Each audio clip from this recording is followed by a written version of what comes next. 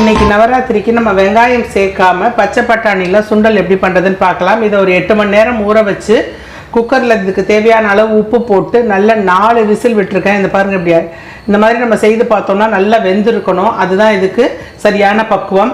இதை 2 விதமாக பண்ணலாம். ஒன்று வந்து எப்பொழுது மாதிரி கடுகு, உளுத்தம்பருப்பு, காஞ்ச மிளகாய், பெருங்காயம், கொஞ்சம் தேங்காய் தாளித்து பண்ணலாம். அப்படி இல்லை அப்படின்னு சொன்னால் கொத்தமல்லி 1 ஸ்பூன், ஜீரகம் 1 ஸ்பூன், தேங்காய் 2 டேபிள் ஸ்பூன், மிளகாய் வந்து நம்மளுடைய காரத்துக்கு தகுந்த மாதிரி, பெருங்காயம் எல்லாத்தையும் வறுத்துட்டு பொடி பண்ணி நம்ம செய்யலாம். நான் 2மே உங்களுக்கு செய்து காண்பிக்கிறேன்.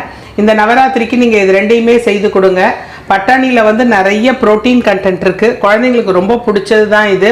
இதில் வெள்ளை பட்டாணியில் இதில் வேறு விதமாக செய்யலாம். அதையும் நான் ஒரு நாளைக்கு உங்களுக்கு செய்து காண்பிக்கிறேன். முதல்ல ஒரு 1/2 டீஸ்பூன் எண்ணெய் விட்டுக்கோங்க. வறுக்கிறத நம்ம முதல்ல வறுத்து ஆற வச்சு அரைச்சி எடுத்து வச்சிடலாம். கொத்தமல்லி, ஜீரகம்,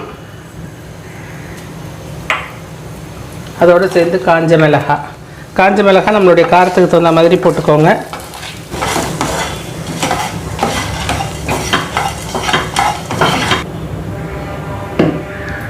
அரை டீஸ்பூன் எண்ணெய் விட்டுக்கோங்க. கடுகு போட்டுக்கலாம். கடுகு வெடிக்கட்டும். கடுகு வெடிச்சிருச்சு. தேவையான அளவு உளுத்தம்பருப்பு போட்டுக்கலாம். காஞ்ச மிளகாய், கருவேப்பிலை கொஞ்சம்,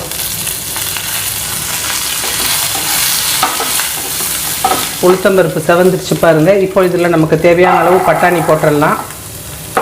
பட்டாணி போட்டுட்டு கொஞ்சம் பெருங்காயம் போட்டுக்கலாம். இதுக்கு பெருங்காயம் தான் வாசனை, அதனால் பெருங்காயம் கொஞ்சம் கூட போட்டுக்கோங்க.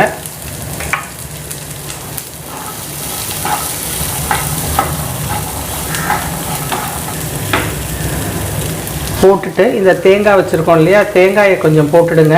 இது நம்ம சுவாமிக்கு நிவேதியம் பண்ணுறதுக்கு இந்த மாதிரி நம்ம செய்திடலாம். தேங்காய் போட்டுட்டு ரொம்ப நேரம் நம்ம வந்து அடுப்பில் போட்டு அதை பரட்டணும்னு அவசியம் இல்லை.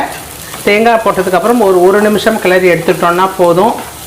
சுவாமிக்கு நிவேதியம் பண்ணிவிட்டு சின்ன குழந்தைங்கள்லாம் வீட்டில் இருக்கிறதுனால அவங்களுக்கு காரம் இல்லாமல் கொஞ்சம் கலர்ஃபுல்லாக நம்ம அப்படி கேரட் கூட தூவி ஒரு லேசாக ஒரு பெரட்டி நம்ம கொடுத்துடலாம். அதுவும் ரொம்ப நல்லா இருக்கும். கொஞ்சம் கலர்ஃபுல்லாக கொடுத்தா குழந்தைங்க சாப்பிடுவாங்க இல்லையா, அதனால் இந்த மாதிரி செய்து கொடுத்துடலாம்.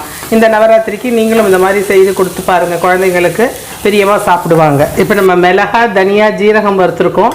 அதோடு சேர்த்து இந்த தேங்காயும் போட்டு மிக்சியில் பொடிஞ்சுக்கலாம். முதல்ல இது வறுத்ததெல்லாம் போட்டு நல்லா பொடிஞ்சுக்கிட்டு அதுக்கப்புறம் இந்த தேங்காயை போட்டு ஒரே ஒரு சுற்றிக்கோங்க போதும். தேங்காயை வந்து நம்ம வந்து மிக்சியில் போட்டு பொடியிலைனாலும் பரவாயில்ல, நீங்கள் அதுக்கப்புறமும் போட்டுக்கலாம். திரும்பவும் ஒரு டீஸ்பூன் எண்ணெய் விட்டுக்கோங்க. எண்ணெய் காயட்டும். கடுகு போட்டுக்கோங்க. உளுத்தம்பருப்பு போட்டுக்கோங்க. கருவேப்பிலை,